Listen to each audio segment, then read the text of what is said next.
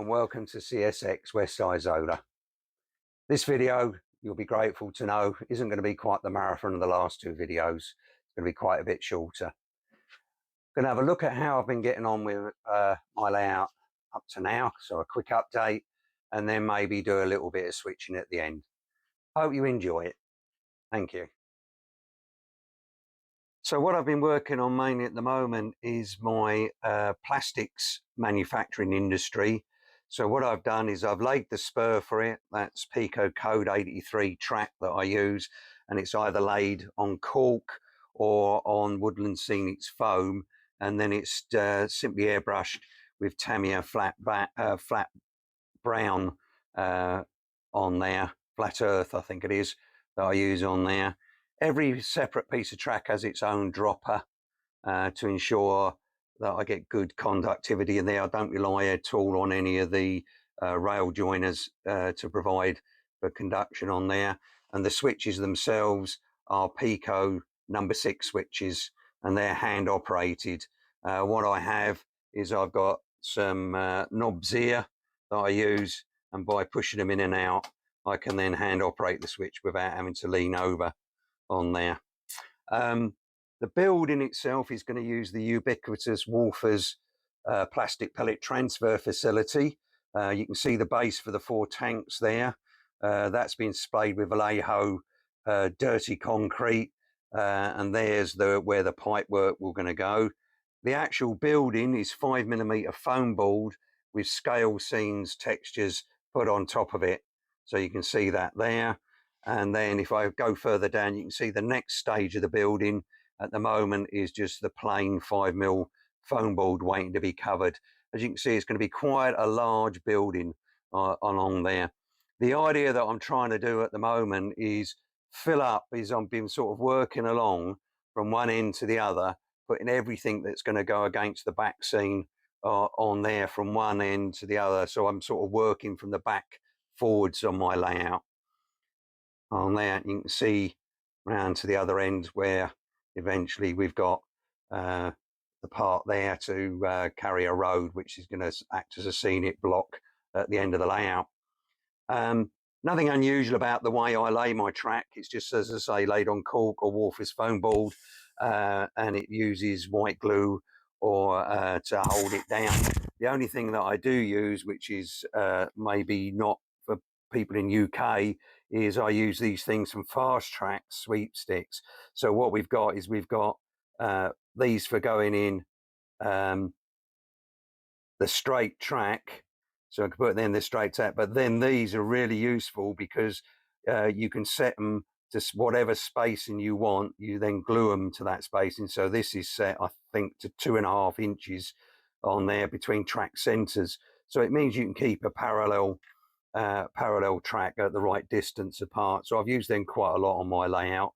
We do have an equivalent here in the UK. I can't offhand remember what they are, but I don't think there's they don't have this spacer or element or anything like that in it.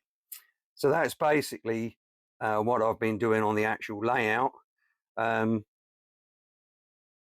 have a look then at one other thing that I've been doing, but that I've been doing is on the computer. So one of the things that I've been looking at over the last few months is different ways that I want to operate my railroad once I get most of it done. In fact, I've actually started sort of very small operating sessions and switching sessions. I've looked at the JMRI and its operations program, but to be honest, I think it's probably overkill for the small layout that I've got. So what I came across is a thing called OpsBuddy. And this is from a guy who runs Metaline Falls Railroad. That's his YouTube channel, which you can see there on there. I'll put a link to it. And he has these things that enables you to build a switch list with a little spreadsheet called OpsBuddy. So what I've spent over the last couple of days is sort of having a look at how to set it up and how it works. So this is what I've basically got for my industries that I've currently got on my layout that I'm in the process of building. So as you can see, we've got Isola metal recycling, protest plastics, R2R, transload, suburban steel, McBain Foods, and there are a couple of other industries which I haven't got anything down for at the moment. So his idea is to sort of nick um, the way that you might do it in, for example, Dungeons and Dragons. So what he has is a D20 dice. So he looks at a particular industry. So if we look at this industry at the top here, Isola Metal Recycling, the first thing you do is roll a dice to see whether or not the industry will actually receive cars for this session. So if you roll between 1 and 13, it won't receive cars. 14 to 20, it will receive cars. And then if it is going to receive cars, how many receive? Well, I have two spots at Isola Metal Recycling. So if it is going to receive a car, it can either receive one gondola or two gondolas. So that's the idea. And we can see how it goes down through all the industries. So will it receive any cars or won't it? And you can set up the odds what you want to do. And then once you've decided whether it was, what is it going to actually receive? So this is like a little table. And what you would do is you'd go and put in an X to say that's what it got this time round. You could obviously print this out, put it on a piece of paper, and do it and just roll dice. You can either use a real dice or you could use one that's on the internet to get it to roll. Once you've done this, what you then do, and this is the bit that I'm currently starting to set up, and what you can see is a lag over of what sort of what his layout is set like. So down here on the left hand side, you've got all the cars that are sat in staging or in storage. What you've got, a lot of these I haven't, because he's, as I say, this is still set up for his industry.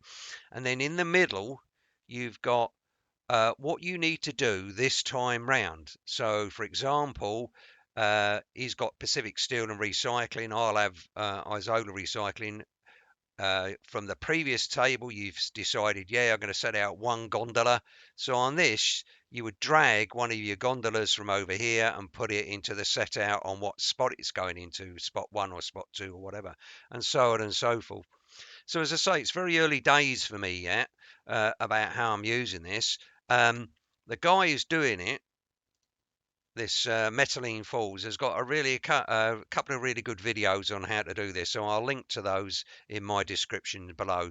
But hopefully that has been of some interest. So once I've built that, my intention is that once I've got the switch list sort of working to the way I want it, and I've also got the layout, all the track laid at the very least, then I will start running operations using this switch list builder just to see how it works out. And I intend, once that's happened, to actually do another video showing, in effect, a whole operating session for using it. So hopefully that will have been of some interest. And do check out this Metaline Falls' um, YouTube channel. He's got some really interesting things, especially this OpsBuddy part on there. So hopefully that's been of interest. So we're going to have a quick look at some switching here at West Isola. We suppose that the transfer run from the main Isola yard has come down, dropped off the cars destined for around here, and lifted the cars that have been run back to the Isola main yard. The genset that we've got working here today has been busy this morning sorting out the cars, classifying the cars for here at West Isola. So what we have here, we've got a little 2-track yard. The rear track here, the one that's got the corn syrup cars, a reefer, copper, and also a shoving platform on the back there, which you can't quite see. That's for McBain Foods, which is about supposed to be about 2 or 3 miles away over some street running. In the front track here, we've got the cars for West Isola itself, and they've been split into 2 lots. At the back there, we've got a coil car and a box car, and they are destined for the west-facing spurs here at West Isola. At the front, the ones we're about to do the switching at the moment, they are destined for the east-facing spurs. And what we've got is we've got a gondola for the recycling, and we've got 2 hoppers which are destined for the plastics factory. We've also got a gondola to lift from the recycling, and we've got a box car here which is actually sat on the plastics factory spur, and that is going to have to be moved because the spots for the 2 hoppers are actually further down the spur than it is. So we're going to have to pull it and spot the 2 hoppers, and then we're going to have to put the box car back where it came from. So let's get a move on then, and we'll start our jobs.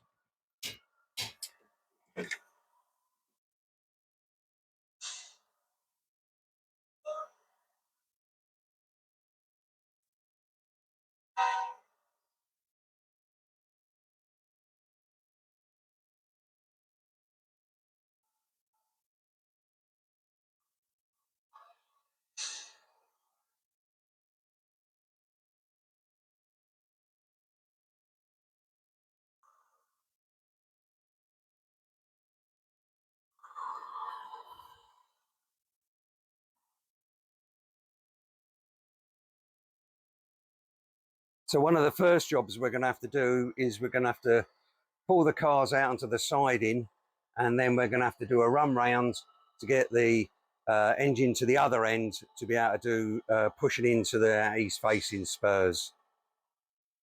The yard job at West Isola does try to sort the cars into industry order to make it easier for the crew working here, and as it's the same crew, it works to their benefit.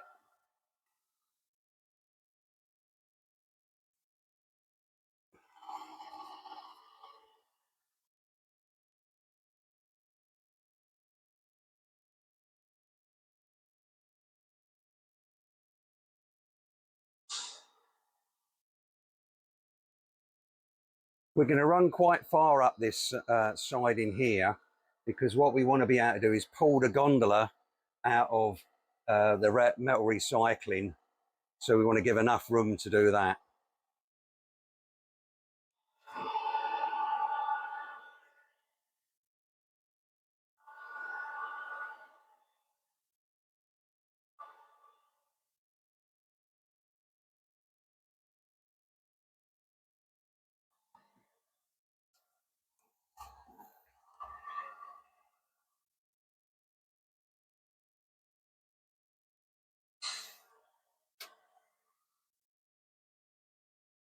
So that's the gondola that we're going to have to pick up and pull out the way.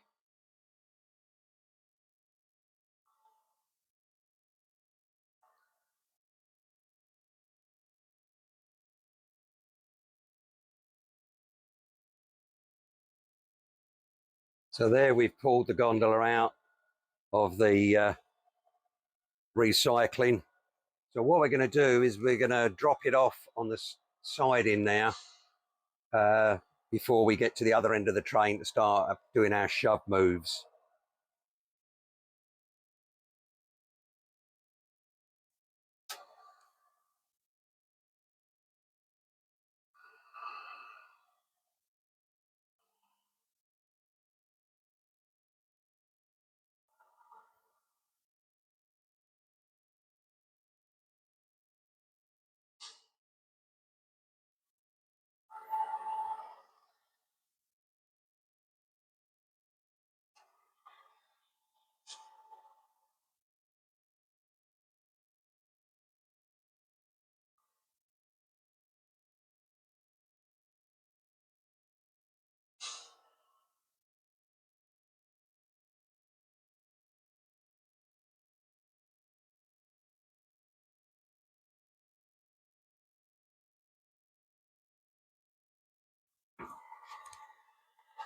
And so we're going to leave this gondola here.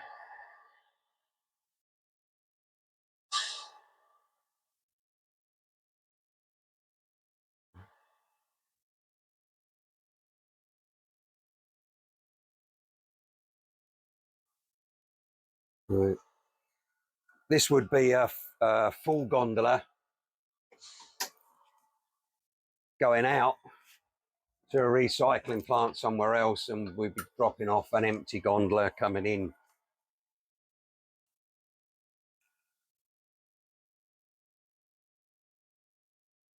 So now we complete our run round move.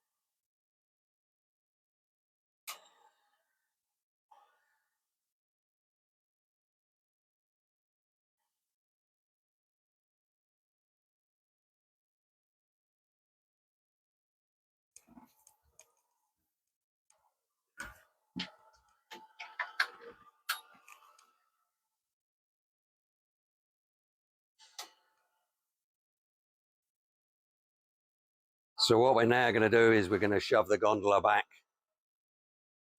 what is supposed to be an empty gondola, into the recycling plant.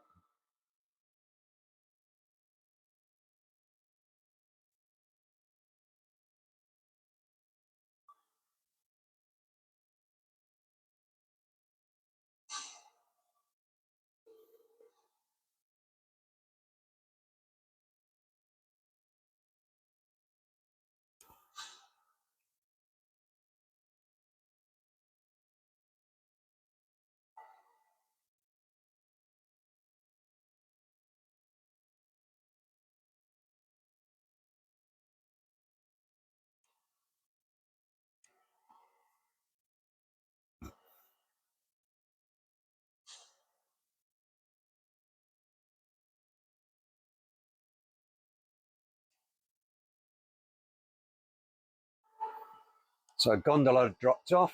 Last job to do now is work the plastics.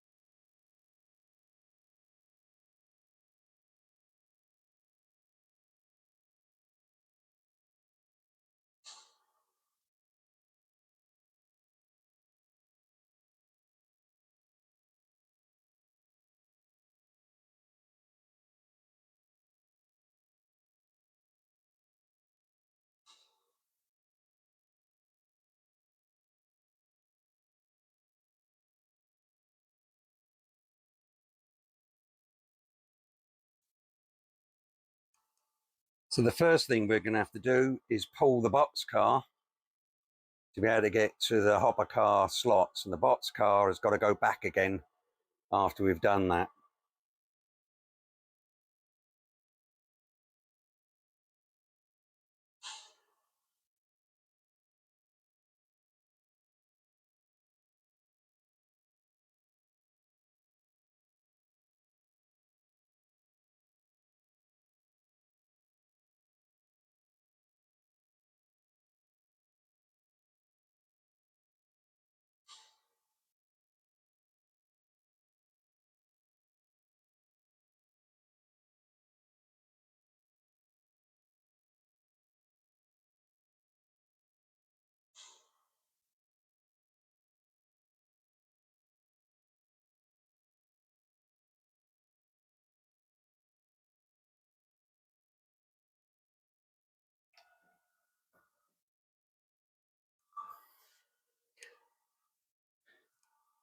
Before I uncouple the box car, I'm just going to zoom in on it.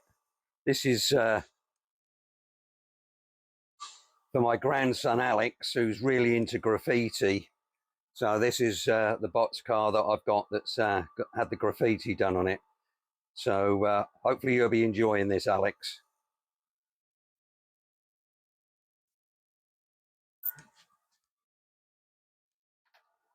I'm never quite sure, as I say, coming from a UK background, whether or not we should be using the bell, when we should be using it, and also with the horn signals, whether in modern day, whether they would be using horn signals or whether they wouldn't. So uncouple the boxcar. Now we're going to just go up there and shove the two hoppers back where they came into their spots.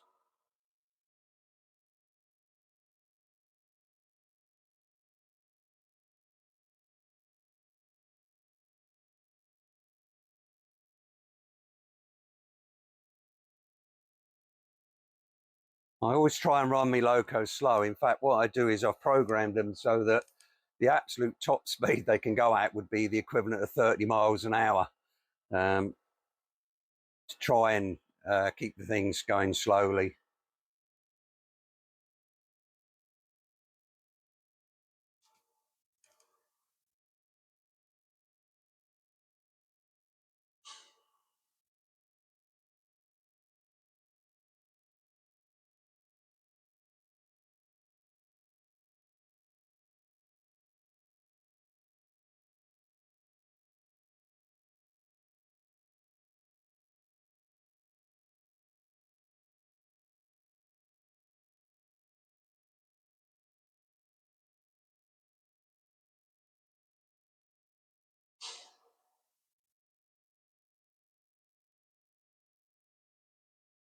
So two hoppers spotted.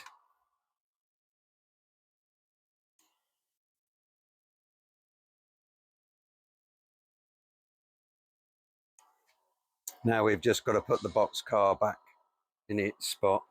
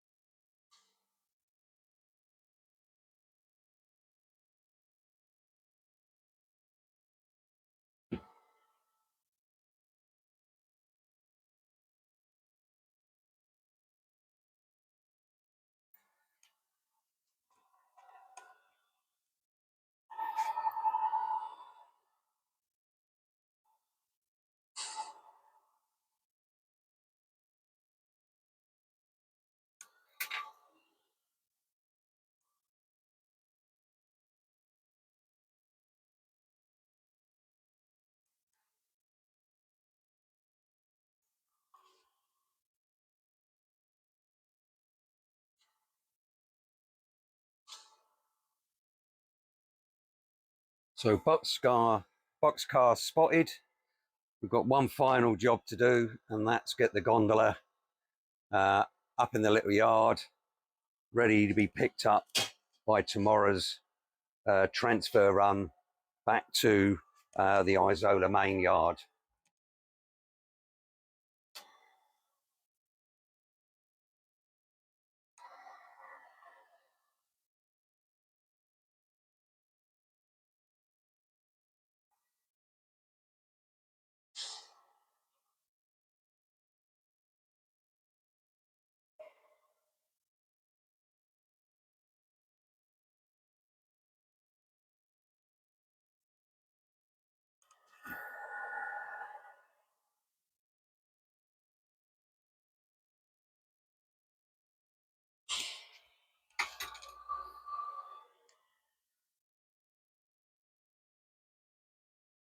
So now we've just got to tuck the gondola out the way while the crew can then get on and do the rest of their day's work, serving all the west-facing spurs and also doing the McBain shove, which is, as I say, quite a long job. It has to push all the way down what will eventually be a street running area to the other side of the layout where we've got a food industry there, food processing plant. But that'll be for another day. Well, I hope you enjoyed this video, and I hope to see you again soon.